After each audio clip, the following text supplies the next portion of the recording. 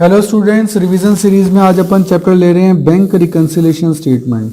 कई स्टूडेंट के मेरे पास मैसेज आ रहे हैं, सर ये आप इंपॉर्टेंट क्वेश्चन दे रहे हैं कि जरूरी थोड़ा है कि ये आपके लिए इंपॉर्टेंट हो सकते हैं, ये आपके हिसाब से इंपॉर्टेंट है, ये सबके लिए इंपॉर्टेंट थोड़ा होंगे। तो मैं आपको बता रहा हूँ जो क्वेश्चन मैं आपको बता रहा हूँ इंपॉर्टेंट के लिए, या जो थोड़ी क्वेश्चन मैं आपसे डिस्कस कर रहा हूँ, मेरी 99% श्योरिटी कि आपका पेपर इसी में से बनेगा। मैंने पूरा एक्सपीरियंस का इसमें जोर लगाया है। इतने सालों के इतने स्कूलों के मैंने पेपर्स जो है मेरे माइंड में हैं, उन सबको देखते हुए ही मैंने ये सब इंपॉर्टेंट बताए हैं। तो मेरी पक्की श्योरिटी है कि आप लोग मेरे अगर थ्योरी वीडियोस देख के जाओगे तो आपका theory question in important question के बाहर से नहीं आएगा। तो आप इनको 2-2, 3-3, 4-4 बार देख लें जिससे कि आपको याद हो जाए। तो चलिए स्टार्ट करते हैं बैंक रिकंसिलिएशन। इस चैप्टर में से थ्योरी का एक ही इंपॉर्टेंट क्वेश्चन बनेगा, ध्यान रखिएगा।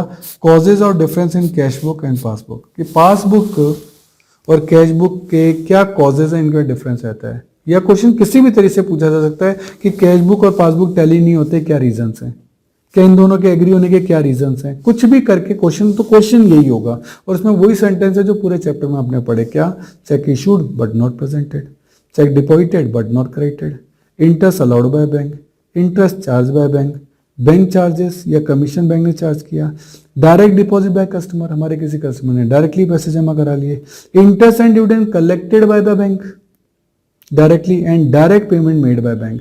वैसे आप इनमें से कोई 3 या 4 ही याद कर लें, सारे याद करने की जरूरत ही नहीं, वैसे न्यूमेरिकल में सब काम आते हैं। तो इस चैप्टर में से जो थ्योरी क्वेश्चन बनेगा ना, वो आपका बेसिकली यही बनेगा। और कोई 10% चांस है कि वो आपका ऐसा क्वेश्चन बना दें, बैंक स्टेटमेंट और बीआरएस में क्या फ़र्क है। देखो, बैंक स्टेटमेंट तो बैंक बना के देता है, बैंक की पासबुक आपने पापा के पास देखी होगी, और ये बीआरएस तो कस्टमर क्लाइंट अब खुद बनाता है घर पे बैठ के कि हाँ भाई क्या है। इसका ऑब्जेक्ट तो बैंक स्टेटमेंट का ये है कि बैंक के जितने भी ट्रांजैक्शन है हमारे साथ हुए वो सब आ जाए। और बीआरएस में तो केवल वो ट्रांजैक्शन आते हैं जो डिफरेंस का रीजन होता है, जो मैंने आपको ये बताया, केवल यही ट्रांजैक्शन आते हैं, सारे ट्रांजैक्शन नहीं आते हैं। तो ये 2 ही डिफरेंस हो सकते हैं, पर इसके आने के चांसेस कम रहते हैं। सबसे ज़्यादा चांसेस जो चैप्टर में रहेंगे वो इस वाले कॉन्सेप्ट के रहेंगे। सही है। तो ये वाले चैप्टर में से तो 2 ही थ्योरी क्वेश्चन बनेंगे, और एक इसकी हेडिंग की, इसकी हेडिंग क्या होती है, तो इसकी हेडिंग होती है bank reconciliation statement as at, जो भी डेट हो वो लिख देना। और कोई थ्योरी क्वेश्चन चैप्टर में से बन नहीं सकता। Okay, thank you, all the best.